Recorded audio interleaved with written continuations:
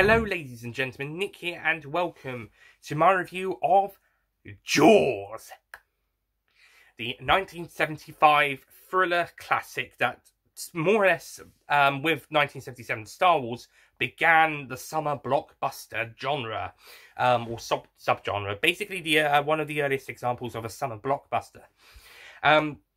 This is the first film I am watching for my multiplexed contemporary popular cinema module at university as part of my that module was part of my film studies and media studies course. We'll be looking at 8 other films later down the line, and I may also check out the other Jaws films.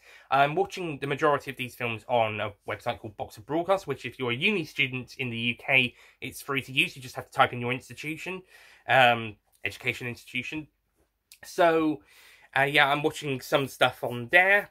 Including the Jaws films. So, 1975's Jaws. The plot of this film is, as many of you are probably aware, a great white shark is terrorising a beach called for Amity Island. One death already occurs, and so the police attempts to close the beach, but the mayor wants them staying open as it's nearly the 4th of July, which is of course the American national holiday of independence. However, a few days beforehand, there is another shark attack. The first was on a teenage girl. This time, it's now on a young boy. His mother then puts a bounty on the shark, and the fishermen then try and find the shark. They manage to catch a shark, but not the shark. And the Detective Brody, along with a marinist guy, whose name I can't remember, but he's the third main character of the film. They realise this is the wrong shark, and then they go investigating the seas, and they find a fisherman's boat has been attacked, and a fisherman has been killed, and they realise it's a great white shark. And on the 4th of July itself, or at least just beforehand, and on the 4th of July itself, or the day before, there is lots of people on the beach, some people even go into the sea, and then some kids play a little prank on them, but then the real shark turns up to be in a pond, between this ocean and the river, where it then attacks another man and gets very close to killing Brody's eldest son. His youngest son was also on the beach of that section as well, so they were both in danger, as well as a couple of other boys in the eldest son's boat. So Brody decides to hire Quinn, a shark hunter, to capture this shark, and he and the marine biologist, I think he's a marine biologist, the marinist guy, go and hunt Jaws, as we shall call the shark. They go and hunt him. It takes a lot of effort, but they eventually have to try and kill this bloody shark and stop it from terrorising the beaches of Amity Island furthermore. And that's basically the plot of Jaws. So, what do I think of Jaws? Fantastic. This is a fantastic film. Believe the reputation, people. This is a brilliant film. First, I was actually kind of worried that because the shark doesn't turn up for an hour, it might be a bit of a slow film. And even when the show does, the shark is in the water and they're on the boat, it might be a bit slow. But actually, it's really well paced throughout the most parts. The first half mainly focuses on the drama and the consequences of these shark attacks, and it's handled really well with all the character interactions and the build-up to further attacks. And the attacks themselves are very horrific for a family film, I suppose. This is a family film. It was originally rated A in the UK, which then later got a PG when the new age ratings came in 1982, and then it got re-rated to 12 not too long ago. That's the third and fourth films, which were originally PGs.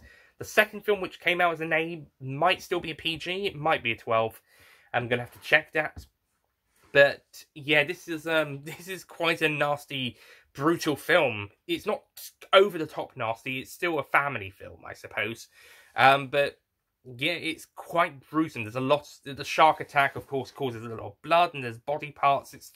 It's quite grim and pretty nasty to see a young boy get, more or less, eaten by a shark. Never mind the teenage girl and the man. Also, I think a dog also gets eaten, but that's off screen. We don't really see that. It's more or less implied that it's been eaten.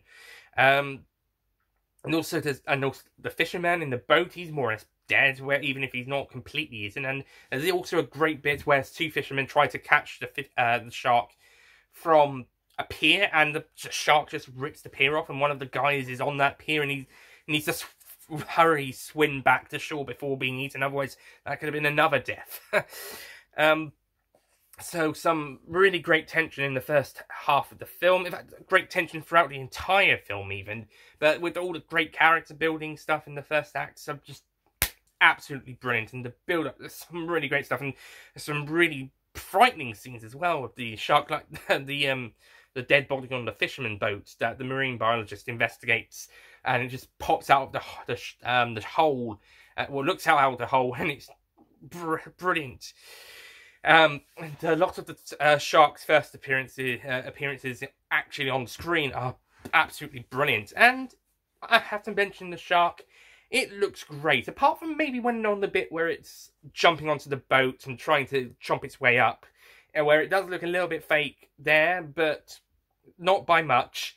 The rest of the time, however, it looks very realistic. So, considering this was a very difficult film to make, especially with the shark prop, which is why it's only implied for half the film. You only see it from its point of view, or the shadows of it, or something else is happening, or the top layer, the surface level, attack, or the attack is on the surface, and you don't really see what's going on underneath. Then, yeah, they keep the suspense brilliant. And then when we do see the shark, it looks very realistic. It looks brilliant, especially when they're stabbing it and shooting it and trying to kill it. It looks absolutely brilliant, and I think they do a really good job. Apart from the bit when it jumps onto the boat, you kind of forget it was a prop, and you think they actually used a real bloody shark for this film, for those shots. It looks absolutely brilliant. The second half of the film focuses on the main three characters, and they're basically together on the boat trying to catch this thing. But it's not boring. There's always some great stuff going on, whether it's some great character interaction or whether they're trying to kill this bloody shark. It's so brilliantly done. Steven Spielberg does a fantastic job directing this film. This is only the second feature film he's directed, but he does it so spectacularly. No wonder this film was so praised at the time, or at least I think it was praised at the time, and no wonder it's been so praised ever since. And I guess it sort of started as a gold streak in Steven Spielberg films, because afterwards he went on to do Close Encounters of the Third Kind in 1977-78. And then he made the first Indiana Jones film, Raiders of the Lost Ark, and then E.T. the Extraterrestrial. And then the next Indiana Jones film, Temple of Doom. And then he's gone on since then. He's gone on to be a fantastic director, doing classics like Indiana Jones and the Last Crusade, Jurassic Park, Schindler's List, Saving Private Ryan, Warhorse, and so much more. Yeah, there's been a few he's been criticised for, but I don't think he's done many bad ones, or at least not ones that I've heard have had a bad reputation. And this is definitely one of his strongest. This is, I mean, I love the Indiana Jones films, I love Jurassic Park, and I love Warhorse, but this is a brilliant film. This is absolutely brilliant. They did such a good job, and with the limitations and the constraints and the problems they had when filming, especially on the ocean and for the second half of the film, they managed to pull it off so well, and it looked like they didn't seem to have any problems, and they overcame the problems really well to make such a great film. This is a great film. If I had any issues with it, I would say that the sound is an issue. Now, this may not actually be a problem with the film itself, more like the recording of it that I watched on Boxer Broadcasts. But the sound, I think it's a bit quiet in places, and when lots of characters are talking over each other, it's difficult to hear any of them actually say anything, because they're all talking over each other, and I'm finding it difficult to hear them. So I think the sound, there is a bit of a sound quality issue. This might be with the recording, or maybe with a film transfer for a higher quality, higher definition format for like DVD or Blu-ray, and then that recording is used for the television broadcast, which gets recorded by Boxer Broadcasts. So it might not be the film's fault, it might be Boxer Broadcasters' fault, or whoever transferred the film to maybe trying for DVD or Blu-ray quality. If you have Jaws on home media or on a streaming service, or you've watched it on telly, could you tell me how good or bad the sound quality is? Because here, I won't say it's bad, but I found it a bit difficult to hear the characters. But this may not have been the film, but more like the recording of it for boxer broadcasts. I also think the picture quality makes it look older than 1975. It actually looks more like something from the... I don't want to say something from the 60s, but it definitely looks like it's an older quality tape. So I don't know how much restored this was when it came to DVD and Blu-ray release. Or maybe that's the cameras they used. But neither of those distract from how brilliant this film is. The acting is superb, especially from Robert Schneider? Is it Richard Schneider? I'm not quite sure, but whoever played Brody was magnificent, and Robert Shaw is fantastic as Quinn, and I also love the other guy, the Marine guy. He was such a fun character. I mean, he could easily have been comic relief, but the character was played and written seriously enough for us to believe this guy knows exactly what he's talking about, and he has a few funny moments, but he's not the comic relief. He's the third person on this team, and he's probably the most fun guy, but he's no comic relief. This is a serious film. Yeah, there's a few light moments here and there, but it's a serious film throughout, and it reflects that so well. This is a great movie, and I highly recommend it. One other thing I'd quickly like to mention before we get to the score is the music by John Williams. It is bloody brilliant. This is a fantastic score.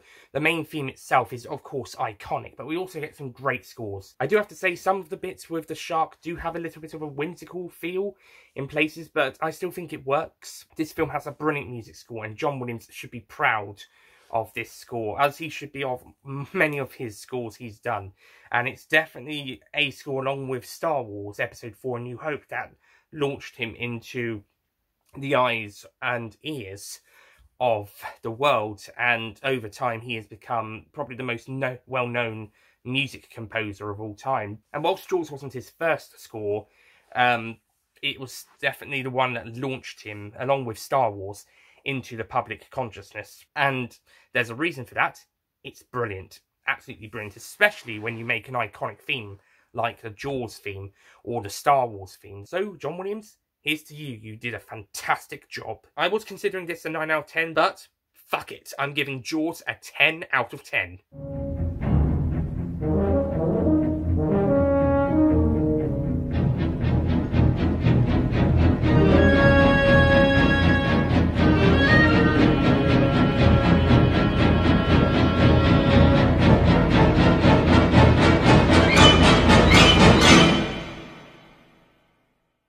Yeah, believe the reputation, people. This is a magnificent film. It might be a bit slow for some people, but honestly, the pacing is so good. You probably won't notice too much. It's still a great story, and it fills that time with great character drama and great thriller moments and some pretty great horror moments as well. This could be arguably a horror film. I don't think it is a horror film. I think it's a thriller, but it could be argued that there are some horror elements in this film, and it works really well. Fantastic. Right, that's it from my review of Jaws. If I watch the other Jaws films, then next time will be Jaws 2. The not as good sequel, so I've heard, but I think out of the 3 sequels, it's probably it's considered the least worst, I think. The next film in my multimedia contemporary popular cinema module is Basic Instinct, which is the 1992 erotic crime thriller. That one's also got a sequel, which I will also try and check out. I also want to check out the sequel to Legally Blonde, which we watched 2 years ago, and also the spin-off of that series. And there's going to be a third film out, I think next year, or might be later this year, for that. For my multimedia contemporary popular cinema module, we will be watching Jaws, which is what this review is, Basic Instinct, 9 to 5, Lethal Weapon, which I've already reviewed, and I've already reviewed that series, but I'll do another one if I have any change of opinions or anything. The other 3 probably won't get re-reviews, but I will probably direct you to that playlist in that review. Then it's Point Break, Thelma and Louise, Booksmart, Moonlight, and Hustlers. The last 3 are more recent films from 2 in 2019 and 1 in 2016, whilst the rest are from the 70s, 80s and 90s. Finally, we got a 1980s film in this module. Yes, so that's it from my review of Jaws. The next Jaws film that I'll be taking a look at is Jaws 2. The next film I'll be taking a look at in my multiplex contemporary popular cinema module will be Basic Instinct. So stay tuned for those reviews coming up in the next couple. Well, Basic Instinct should be next week. Jaws 2 will come at some point. Thank you for watching. I'll see you guys next time. Goodbye.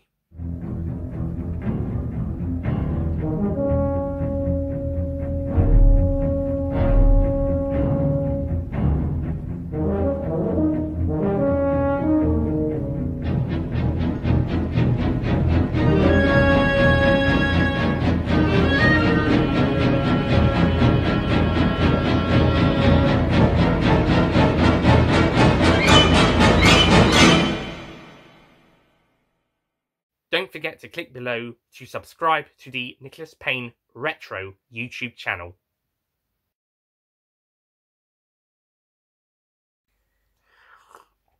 We'll be looking at 8 other films that are not related to this film, and I may also watch the other Jaws film, and I may also check out the other film, and also a sequel to next week's film, and also some sequels to a film. Actually, don't say that in case that change doesn't happen.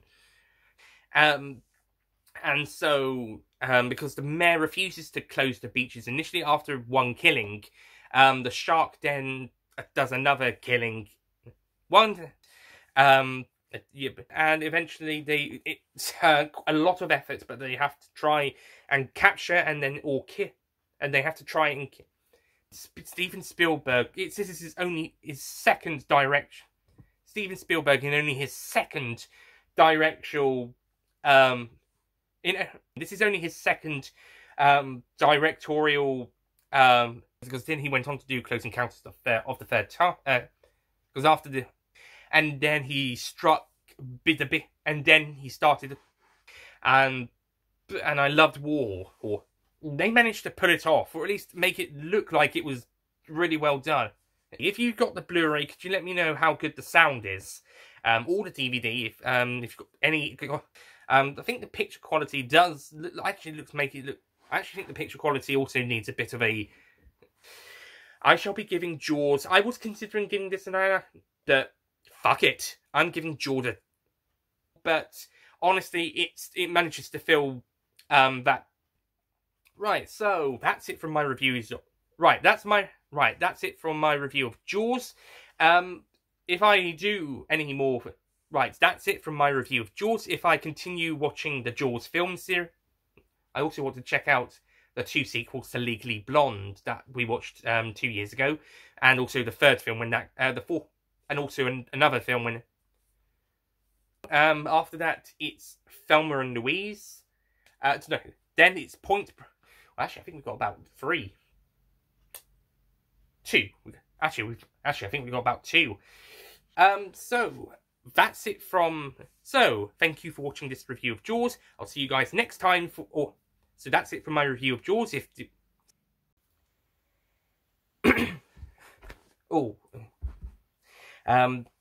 I do have to say some bits where the shark do sound a little bit whimsical, but I still think it's good. But the music itself is